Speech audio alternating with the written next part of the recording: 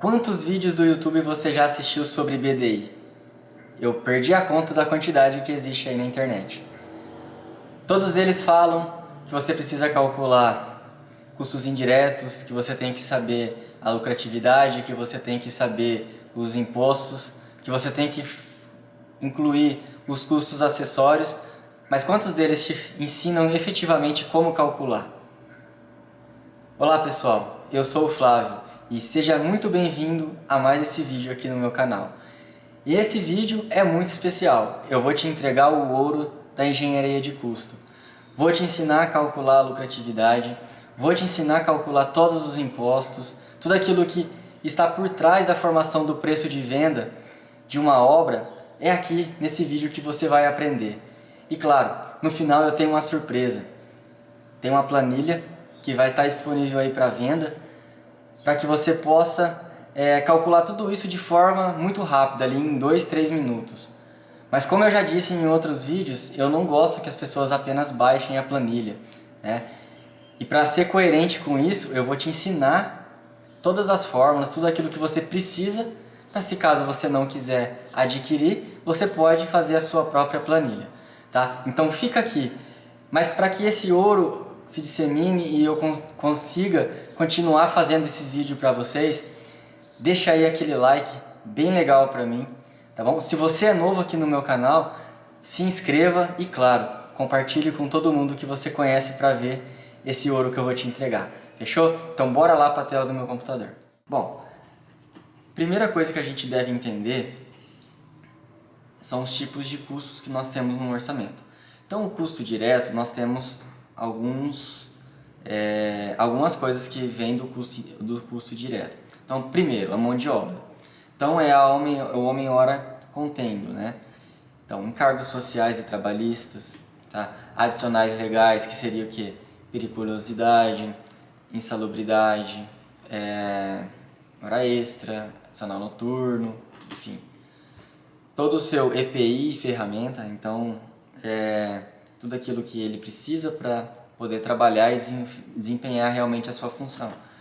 Exames, treinamentos, então assim, o custo da mão de obra, ela deve já englobar no seu preço unitário tudo isso. Por isso que às vezes você olha lá na Sinap, você fala, nossa, que mão de obra cara, mas não é. Você tem que conhecer o que ela está trazendo para você. A Sinap, por exemplo, ela traz todos esses custos que eu acabei de falar aqui. Por isso que o valor da hora ali é bem alto. Então, sempre que você for trabalhar com um orçamento, abre a composição para você ver como que é desmembrado isso, tá? Então, beleza, esse aí é a mão de obra. Nós temos também os materiais como custos diretos. Então, os materiais têm os impostos, né? O custo dele em si, os impostos, frete, seguro. Então, assim, a gente precisa levar ele para a obra, então tudo isso é custo, tá? De material. Temos também os equipamentos. Então, nós temos o custo horário contendo. Hora produtiva, que é realmente enquanto a máquina está lá trabalhando, e a hora improdutiva, que seria, por exemplo, uma máquina esperando um caminhão para chegar para ela carregar o caminhão. Ou consideração do tempo de chuva, tá? Então, ela fica improdutiva, ela não pode trabalhar em terraplanagem, por exemplo. Tá? Então, tudo isso tem que estar constando aí no custo do equipamento. Temos a depreciação, ou seja, a máquina ela vai perdendo, né? O equipamento ele vai perdendo valor durante os anos, e para que você possa comprar outro equipamento, você tem que considerar essa depreciação. Tá? Então você precisa considerar isso também no orçamento. A mobilização do equipamento, tá bom?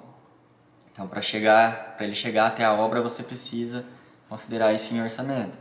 E se você não tiver o equipamento, você precisa considerar somente o aluguel, né? O preço dele alugado com o frete, tá? Para que você possa incluir isso no seu custo direto.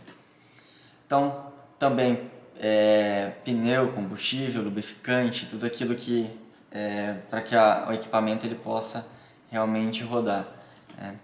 E a mão de obra de operação, ou seja, o operador que vai trabalhar nesse equipamento, tá? E também custo de manutenção, né? Todo mundo sabe que todo equipamento quebra, então precisa fazer manutenção, beleza? E nós temos também, além do custo direto, nós temos os custos indiretos. Então, qual que é a definição de um custo indireto? Isso aqui causa muita dúvida, tá? Então eu vou ler aqui para vocês, ó. A melhor definição de custo indireto talvez seja por exclusão, tá? Então assim, tudo aquilo que não apareceu como mão de obra, material e equipamento, tudo aquilo que não apareceu no custo direto, você vai colocar ele no custo indireto, tá? Então, tudo aquilo que é independente da quantidade produzida é considerado como indireto. Então, por exemplo, o vigia da obra, o engenheiro da obra, independente se a obra está produzindo 10 ou 1000, o custo dele é o mesmo. Então, por isso que é um custo indireto, tá? Vamos falar aqui dos fatores que influenciam o custo indireto, tá? Então, a localização geográfica. Se é um lugar remoto, o custo com mobilização, aluguel, viagem, muito maior, tá? Então, isso deve ser considerado. Política da empresa. Então, assim, a quantidade de engenheiro, supervisor, mestre de obra, a faixa salarial dessas pessoas, quantidade de carros à disposição, o padrão dos alojamentos, enfim, tudo isso influencia no custo indireto, tá?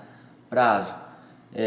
A despesa, as despesas indiretas, né, elas são proporcionais à duração da obra. Então, quanto mais tempo de obra, maior é o custo indireto, tá bom?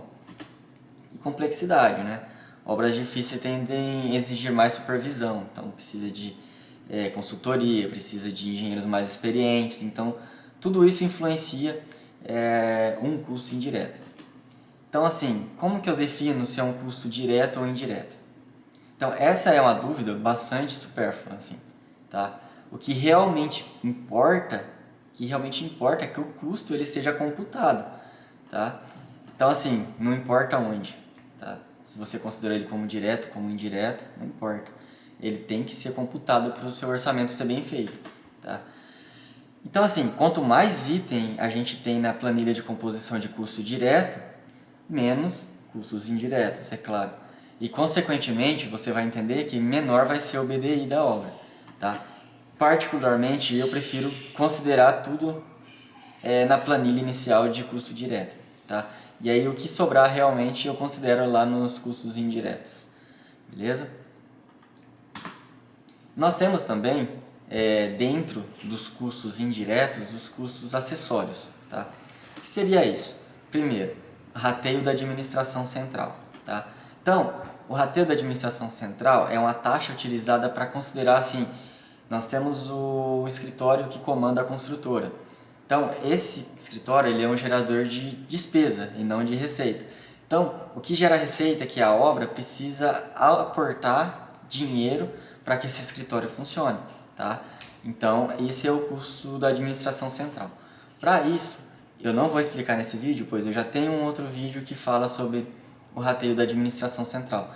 Vou deixar no link, tá? Na descrição. Não deixe de assistir esse vídeo, beleza? Bom, nós temos também os imprevistos e contingências, que é a taxa considerada para os imprevistos de obras realmente, tá? Então, assim, esse tema aqui também, eu já tenho um vídeo, eu tenho todos os vídeos de custos acessórios, tá?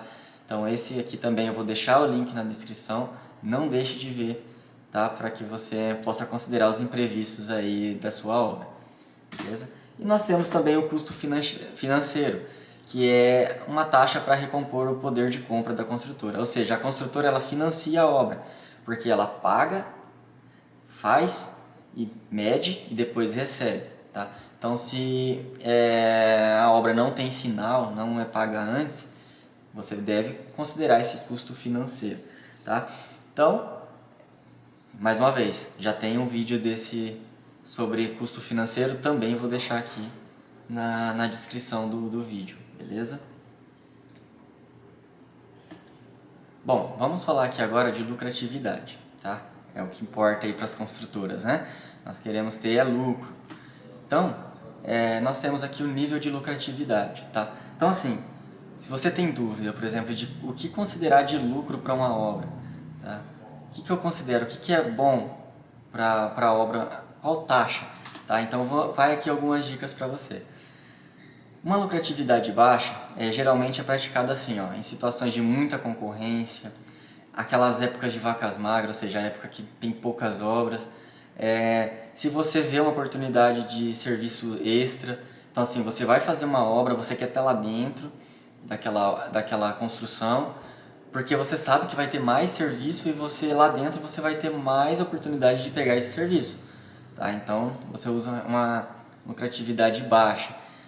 Se é um novo mercado para você, se é um novo cliente, você quer adentrar aquele cliente, então você usa uma lucratividade baixa. Essa lucratividade ela vai de 5 a 10%. Tá? Então de 5 a 10% é um lucro baixíssimo. Tá bom? Uma lucratividade normal é assim, é o que faz compensar a atividade empresarial. Se a gente trocar em miúdos aí, seria o índice maior do que a taxa mínima de atratividade. Ou seja, se a gente considerar, por exemplo, uma aplicação de baixo risco, a lucratividade de uma obra deve ser maior do que essa taxa mínima de atratividade. Tem que ser maior do que se eu colocar, por exemplo, meu dinheiro lá no CDI. Entendeu? Basicamente assim. Então deve dar ao empresário ganhos compatíveis com seu ramo de negócio, tá bom? Então, de 10 a 18% é uma lucratividade aí, digamos que normal, tá bom? E uma lucratividade alta, geralmente praticadas em situações de pouca concorrência, quando nós temos projetos muito incompletos que tem muito risco, então a gente utiliza uma lucratividade maior, uma lucratividade alta. Então, essa lucratividade vai de 18 a 25%. Mais do que isso, é muito alta. Em alguns clientes, às vezes eu pratico esse até maior do que 25%, porque realmente é necessário. Tem obra de muito imprevisto, é muito difícil de você considerar no orçamento, entende? Então você tem que compensar realmente. Tem que compensar você sair de casa e você trabalhar. Basicamente isso, tá? Então, era isso que eu tinha para falar sobre lucratividade, tá? E nós temos aquilo que no Brasil é muito comum, tem demais, as despesas tributárias, tá? Então, quais são os impostos que nós devemos considerar aí para formar nosso preço de venda? Então, são todos cuja incidência se sobre o faturamento da obra. Ou seja, a gente já considerou bastante imposto, por exemplo, lá no material, já considerou bastante imposto lá na mão de obra, os encargos, enfim. Não esses são os impostos que você vai utilizar para preço de venda, porque já foi considerado. Então, tudo aquilo que incide sobre a nota fiscal, tá? Faturamento da obra. Então, nós temos aqui, primeiro, COFINS, tá? Que é a Contribuição Financeira da Seguridade Social. Tem uma competência federal e uma alíquota aí de 3%. Temos também o PIS, que é o Programa de Integração Social, tá? Também com competência federal e tem 0,65% sobre o faturamento. Nós temos também o ISSQN, né, que é o Imposto sobre Serviço de Qualquer Natureza. Ela tem competência municipal, tá? E aí depende muito da cidade. Então esse imposto aqui, ele é aquele imposto que as cidades elas utilizam para atrair clientes, digamos assim. Então, eu tenho um SS menor, coloca aí sua empresa aqui na minha cidade, tá? Então eu peguei aqui um exemplo de 5%, que é aqui da minha cidade, tá? E ele tem algo diferente, porque ele tem deduções. Então, por exemplo, aqui a gente consegue deduzir material, por exemplo, e terceirizações. Então, assim, se eu vou terceirizar alguma coisa, eu consigo deduzir desse imposto. Se eu vou também ter material na obra, que é 100% das obras, né? Então eu também consigo fazer essa dedução, tá? Então, o que seria isso? Para ficar mais claro, tá? Então, considerando que a dedução, por exemplo, é feita no material. Então, a gente vai verificar qual que é a parcela de material sobre a obra, né? Sobre o total da obra. Então, por exemplo, o material, vamos supor aí que ele é 40% do custo da obra, tá? Então, ficaria da seguinte forma. nós pegaríamos 100% da obra, tá? E a gente tira os 40% de material. Então fica 60%, tá? Então, o que eu faço com esse 60%? Ele vira o 0,6, né? Que é 60 dividido por 100. E eu multiplico por 5%, que é o ISS. Tá? Então, ele vai ficar 3%.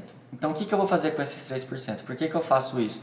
Porque eu tenho que aplicar o imposto toda a obra. Então, nessa obra tem equipamentos, tem também toda a parte de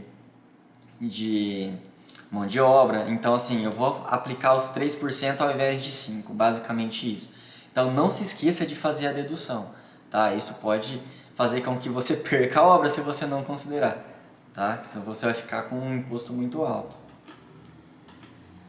E nós temos aí, por último, o imposto de renda e a contribuição social. Essa talvez seja o imposto mais difícil de ser considerado, tá?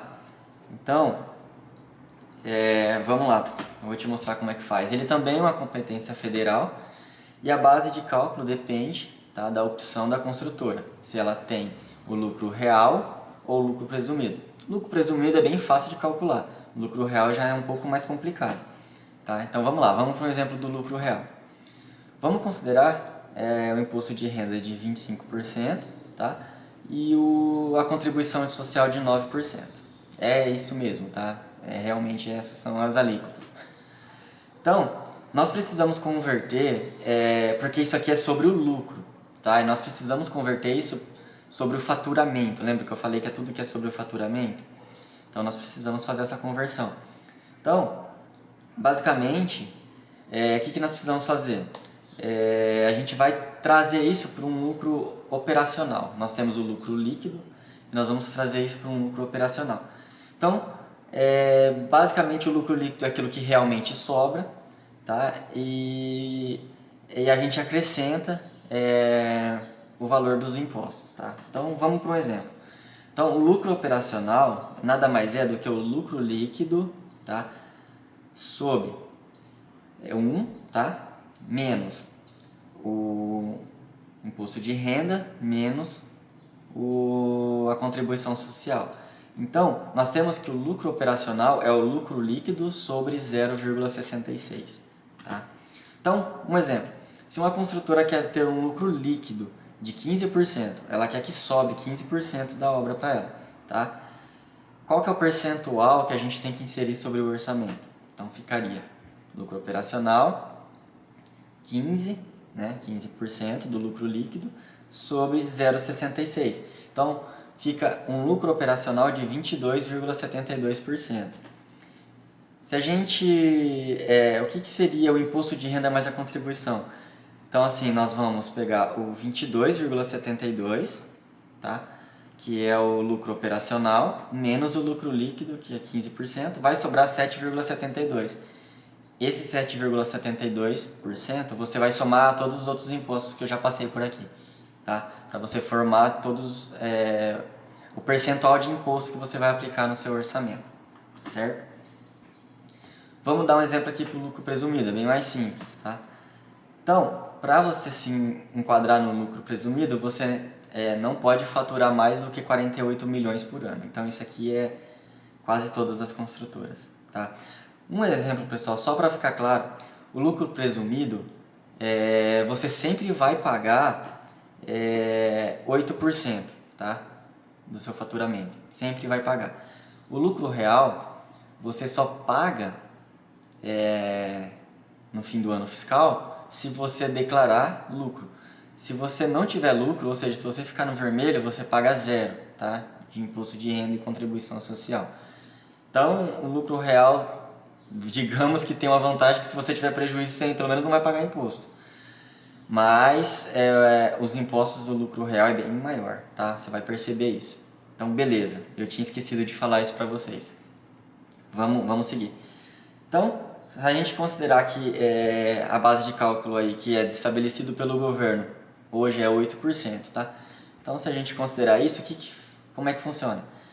Você vai pegar o 0,25, desconsidera esse porcento aqui, não é porcento, tá? 0,25 mais 0,09, né, que é 25% mais 9%, multiplico tudo isso por 8%.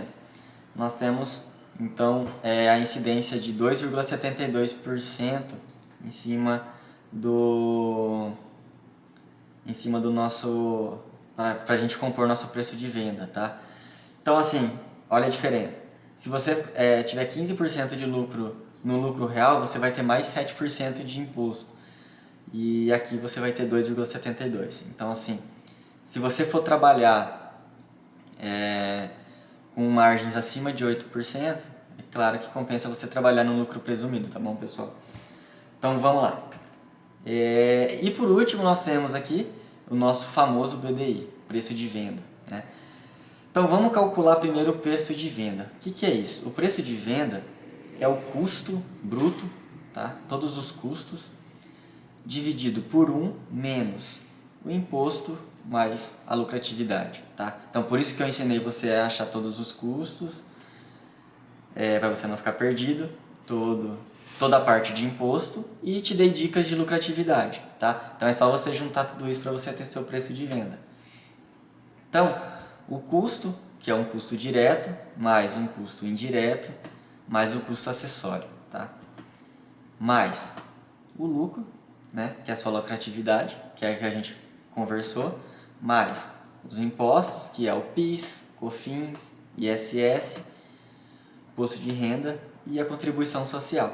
Tudo isso, pessoal, vai formar o nosso preço de venda, tá bom? Então, para ficar claro, vamos para um exemplo? É sempre mais fácil, né? Então, considere uma obra com um custo direto de R$90 mil, tá? Então, nós temos uma obra com um custo direto lá, todo material, equipamento e mão de obra, deu R$90 mil, tá? O custo indireto, nós calculamos lá, deu ali R$10 mil, tá? Fizemos todos os cálculos. E nós tivemos uma contingência de risco, que já é um custo acessório, de 2%. Vamos considerar que a gente considerou ali 2% de contingência de risco. Custo financeiro, pessoal, a gente considerou aí 1,15%. Tá? E a alocação do escritório central, consideramos 5%. Tá? Beleza. Consideramos também uma lucratividade aí de 15%. E o imposto, aí com todas as somas, deu 10% ali do imposto. Então, qual que é o preço de venda dessa obra? Qual que é o BDI? Muito simples. Vamos lá. Nós temos, então, aqui a fórmula do BDI. Então, o preço de venda é todo o custo, tá? O custo total, dividido, o custo bruto, aliás, né? Dividido pelo a incidência de lucratividade mais imposto, tá? Então, nós temos aqui um preço de venda, um custo bruto, tá? Que seria o custo direto, 90 mil, mais 10 mil, que é o custo indireto, multiplicado, tá? Por 1 mais nosso contingência de risco, mais o custo financeiro, mais a alocação do escritório central, tá? Então nós temos um custo bruto de R$ 108.150, tá? Então esse é o nosso custo bruto da obra. Então nós vamos dividir por 0,75, que é a incidência do lucro mais o imposto, tá? Muito importante, nunca faça separado, sempre tem que somar a lucratividade mais o imposto, senão você vai fazer cagada, vai dar errado e você vai vender sua obra mais barata do que ela é, tá? Você vai perder, vai ter prejuízo. Então, fazendo esse cálculo, nós temos um preço de venda dessa obra de R$ 144.200, tá? Para a gente fazer a prova real disso, então nós temos o custo bruto de 108.150, o imposto, a gente vai pegar os 144 mil, que é o nosso preço de venda, multiplicado por 0,10, nós temos R$ 14.420 de imposto, tá? Nós temos o lucro de 15%, que daria R$ 21.630, tá? Esse é o nosso lucro. E o preço de venda, então, é os 108 mil mais 14.420 mais 21.630, que dá aqui vocês podem somar aí, vai dar os 144.200, tá? Então está ok. O BDI é muito simples, a gente vai pegar o preço de venda e dividir pelo custo direto da obra, tá? Custo direto. E tirar 1, tá? Então nós temos que isso aqui vai dar 0,60, ou seja, 60%, tá? E aí nós temos um fator de multiplicação que vai dar 1 mais 0,60, certo? 1,60. O que é esse fator de multiplicação, pessoal? Esse fator de multiplicação é o que você vai pegar lá sua planilha de custo unitário. Então tá lá, todos os seus custos diretos discriminados. Você vai multiplicar por 1,6 para formar o preço de venda unitário, tá? Então, simples assim, não tem muita dificuldade, tá, pessoal? Então, a parte teórica seria essa, tá? Eu vou mostrar para vocês agora a planilha que eu prometi que ia mostrar, tá? Então, vamos lá. Na planilha, pessoal, nós temos aqui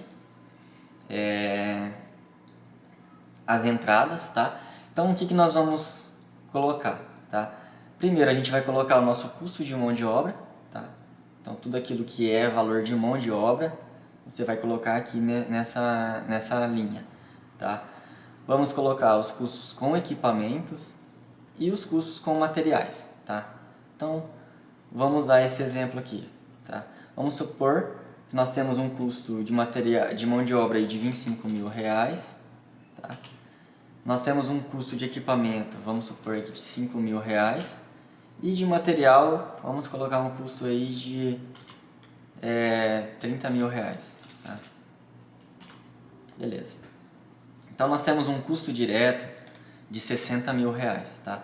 Vamos colocar aqui que a gente quer um lucro líquido de 15%, que é o que já está aqui, tá? Beleza. E aqui, pessoal, nós podemos escolher se a gente quer o lucro real ou o lucro presumido, tá? Então, quando o lucro é presumido, pode ver que aqui o lucro operacional ele zera, tá? Nós só temos lucro operacional quando nós trabalhamos no lucro real, como eu já expliquei na planilha, certo? Beleza, então, pessoal. Então, esse aqui é a nossa entrada de dados da parte do BDI, tá? Então, nós temos aqui os custos indiretos também e os custos acessórios. Isso aqui você pode ver que eu não consigo clicar, por quê? Porque isso aqui a gente vai trabalhar aqui, tá? Então, aqui nós vamos considerar a quantidade de horas de um profissional, tá? A quantidade de horas de um auxiliar e prazo, né? Em dias corridos, tá? Então, quantos dias nós temos para fazer essa obra? Vamos supor que nós temos 30 dias para fazer essa obra. Tá. Dentro desses 30 dias, eu vou colocar aqui quantos feriados, sábados e domingos que eu vou ter na minha obra. Tá? Então, no caso aqui, 8. Tá? 8 dias. Então, você vai lá no calendário, vai ver o período da obra e vai contar quantos feriados você tem. Tá certo? Beleza. Então, aqui ele já vai dar para você os dias úteis, beleza? Vai dar para vocês a quantidade de profissional que você tem que ter nessa obra e a quantidade de auxiliar, tá? Beleza. Nós temos também que colocar, que é muito importante, os dias de chuva nesse período. Então, assim, os dias de chuva no período que atrapalha a obra. Então, assim, enquanto você está fazendo ali terraplanagem, enquanto você não está coberto, vamos dizer assim, tá? Enquanto você não está se você está fazendo uma casa, enquanto ela não está coberta, a chuva te atrapalha, tá? Então, você vai colocar quantidade de dias de chuva nesse período. Então, eu considerei aqui 8 dias de chuva.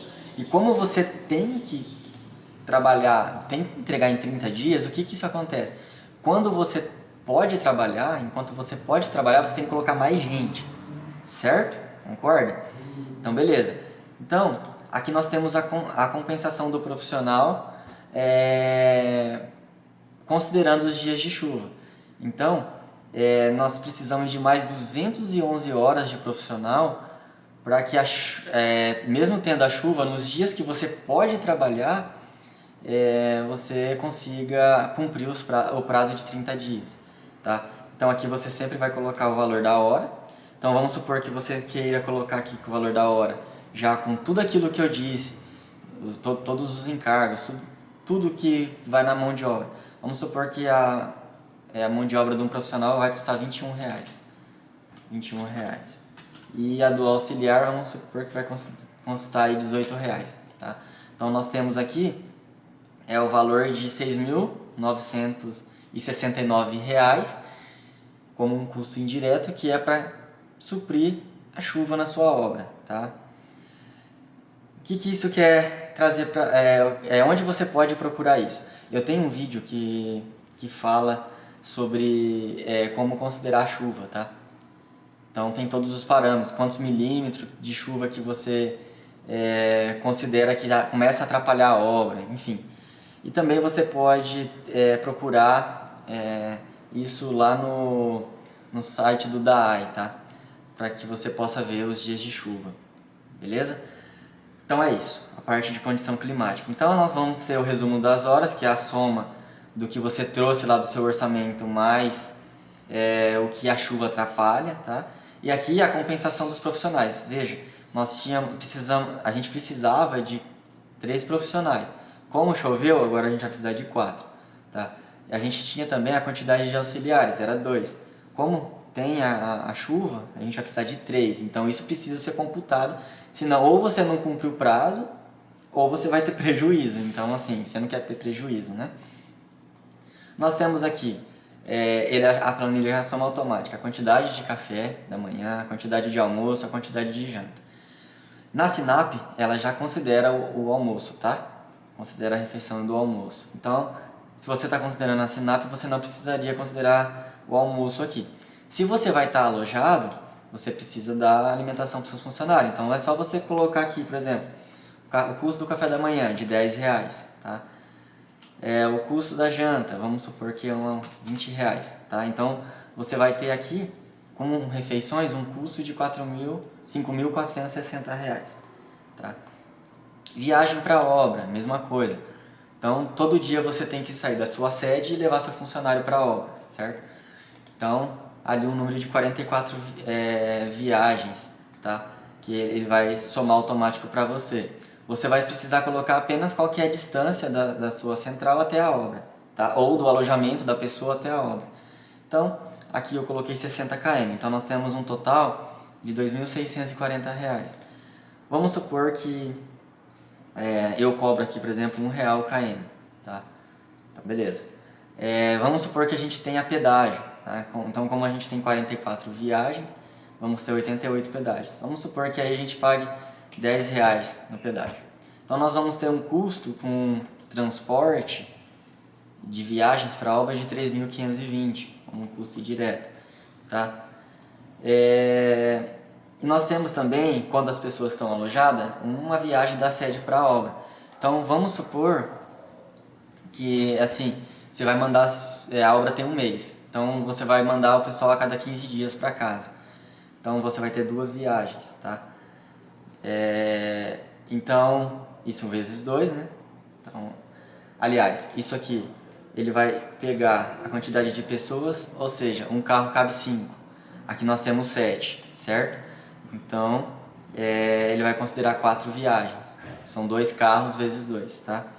E aí nós temos o KM rodado, então para ir e voltar, quantos KM você vai rodar, certo? Então vai ter um total de 2.400 km, vamos supor que você vai cobrar aí R$ 1.000 o KM, vai ter um custo aí de 2.400, vamos supor que tenha mais de um pedágio, você vai cobrar aí R$ 30 de pedágio, certo? Então, vamos ter aqui também um custo de acompanhamento de R$ 2.640. E aí nós temos também, podemos alojar a pessoa num hotel ou também numa casa, certo? Então, aqui você vai apenas considerar a quantidade de pessoas por casa. Aqui eu considerei 7, então nós vamos ter uma casa por mês, né? Nós temos 7 pessoas na obra, então nós vamos ter uma casa por mês, certo? E aqui a gente coloca o valor do aluguel aí com mobilização. Costumo colocar R$ 3.500, que é um aluguel, mais o custo de você mobiliar ali, você já tem o mobiliário, né? Mas para você levar ele lá. Então nós temos aqui um custo indireto de R$ 22.089. Aqui você pode colocar mais custos indiretos, tá? É aberto, você pode editar e colocar aqui os custos indiretos. Temos aqui o rateio da administração central, eu já tenho um vídeo explicando sobre isso, como eu já expliquei, tá? Mas, trocando em miúdos, nós vamos ter aqui um custo de 9,82%, um percentual de 9,82%. Por quê? Nós temos um custo por ano aí de 687.580, tá? Aí você pode preencher todos os seus custos aqui, tá? Pessoal, despesa administrativa, equipamento, serviço de terceiros, enfim, tudo que você deve considerar, e eu já expliquei naquele vídeo, tá? A previsão de faturamento, então, esse percentual nada mais é do que o custo que você tem sobre o seu custo estimado de faturamento, tá? Então é isso. Aí nós temos o percentual meta, tá? Então, pessoal, nós temos aqui, ó, quanto que nós deveríamos faturar para que a gente possa atingir uma meta de 5%, que é um percentual meta. A partir disso aqui, a construtora, ela me parece estar um pouco inchada, tá? Então, como que você faria? É simples, ó, você vem em dados, tá? Teste de hipótese, atingir meta. Então, você quer alterar essa célula aqui para 5%. Então, você vai clicar nela. Aqui, para o valor 0,05, né, que é 5%. Qual célula que você quer alterar? Você quer alterar essa célula aqui, ó, tá? A previsão de faturamento. Você clica em OK, ó, ela vai calcular para você.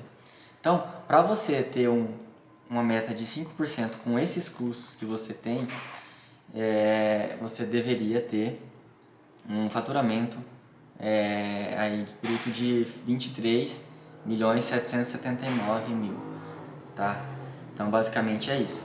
E a mesma coisa você faz aqui se você quer ter um custo administrativo. Então quanto que você deveria ter de custo administrativo, tá? Então a mesma coisa, você vai em atingir meta, tá certo? E faz o mesmo processo, tá? No custo financeiro, pessoal, que é um outro custo acessório, também já tem um vídeo para isso, mas basicamente você vai colocar a defasagem. Então quantos dias quantos dias, né, que a defasagem entre você medir, entre você pagar as suas contas, aliás, e você receber a sua medição, tá? Então, no meu exemplo aqui eu coloquei 95 dias, mas por exemplo, se você vai ter uma despesa no dia 15, né, que é o centro de gravidade do mês. O mês tem 30, você joga tudo pro dia 15, por exemplo. Você mede dia 30 e você só recebe no dia 30 do outro mês, a nossa defasagem aqui é de 45 dias, tá? A taxa de juros, aqui você preenche a taxa de juros corrente de 1,15% ao mês, tá? Você vai ter um custo financeiro aí de 1,72%. E o imprevisto, tá? Nós temos aqui eu te dei algumas dicas aqui. Então, para preço unitário e para preço global, o tipo de obra, tá? Então, considerando aqui, por exemplo, uma obra simples, 1%, certo? Então, você vai preencher aqui 1%. Se fosse uma obra mais difícil, você ia considerar, por exemplo, uma obra complexa, 5%, tá? Então, aí daria o seu imprevisto. E tudo isso vai vir aqui no BDI, certo? Então, aqui nós temos o indireto, que é o que a gente calculou, e os acessórios, tá?